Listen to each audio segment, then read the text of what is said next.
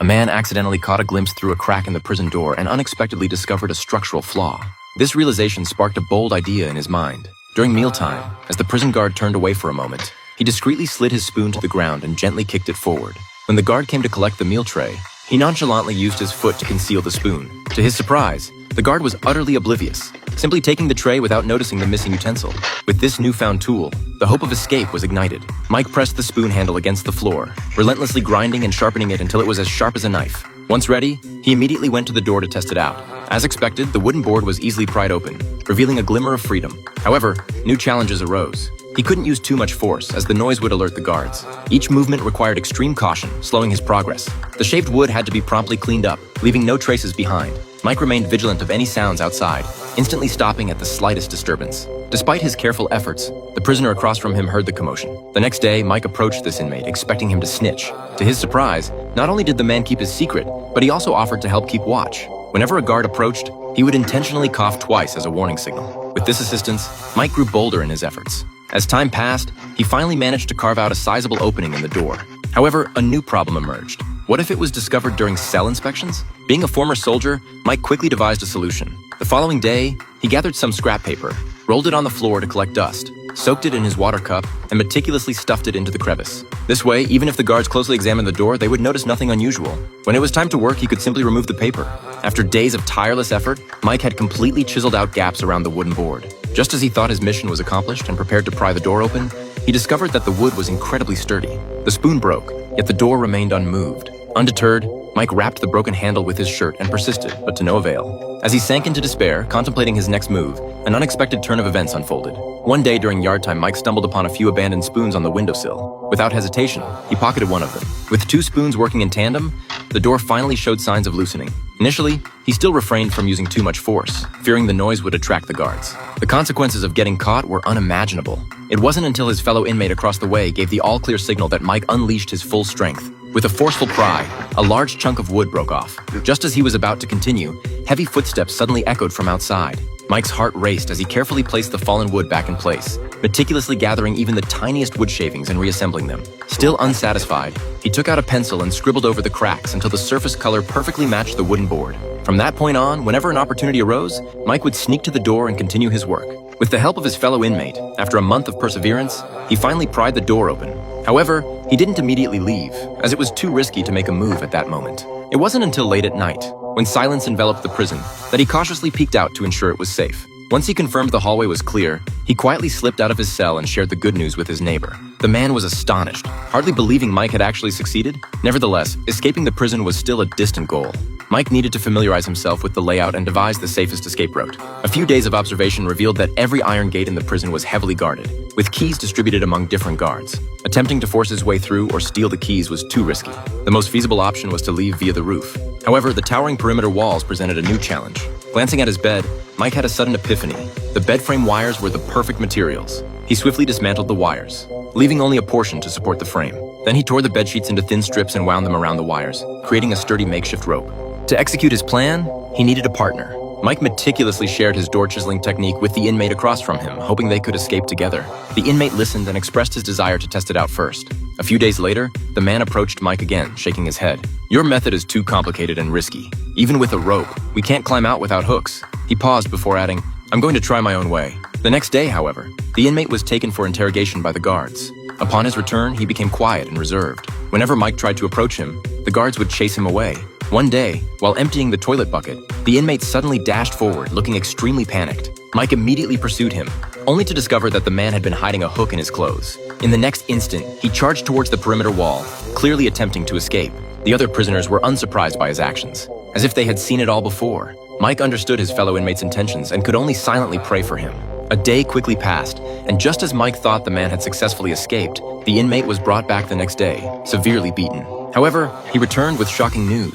There were actually two high walls outside, and hooks were necessary to climb over them. This posed a challenge for Mike. The inmate told him that the solution was not complicated. It was the light fixture above their heads. Unfortunately, during dinner, the inmate was taken away by the guards again. Shortly after, the sound of machine gun fire rang out from outside.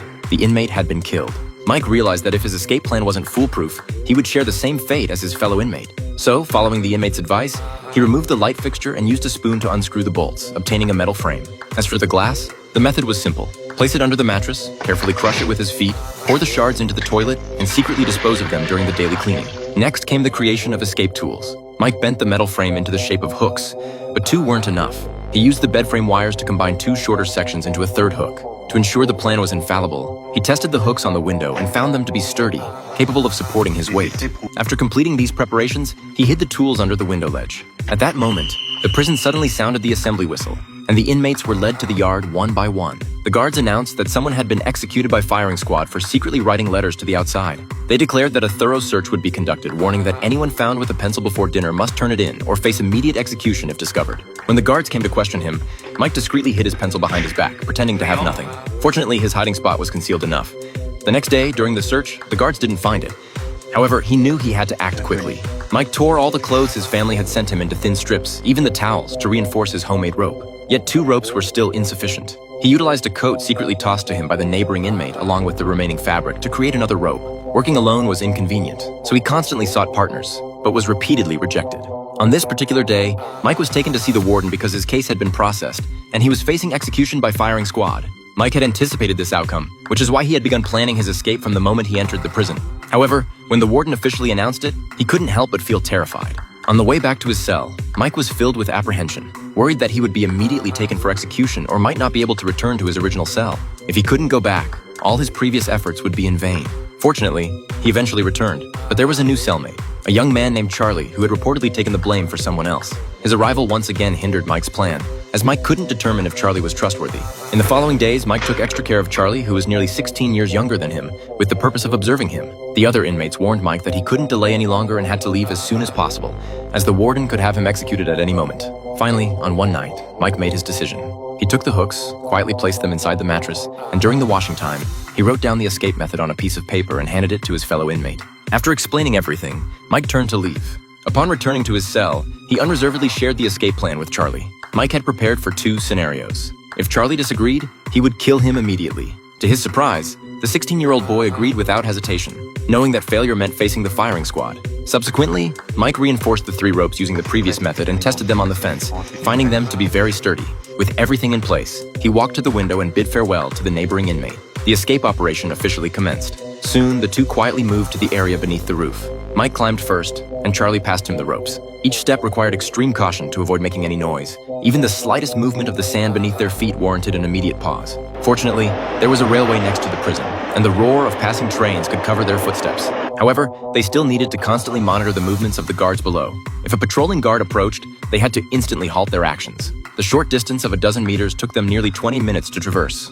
Afterwards, they arrived at the dormitory entrance, the necessary path to freedom. However, armed guards were stationed below the main door, rotating shifts without any gaps. Mike knew he had to deal with the guards first in order to pass through, but the guards were armed with machine guns, and if discovered, they would be in extreme danger. Time was slipping away second by second, and Mike had to make a choice quickly. At this point, Charlie had fallen fast asleep.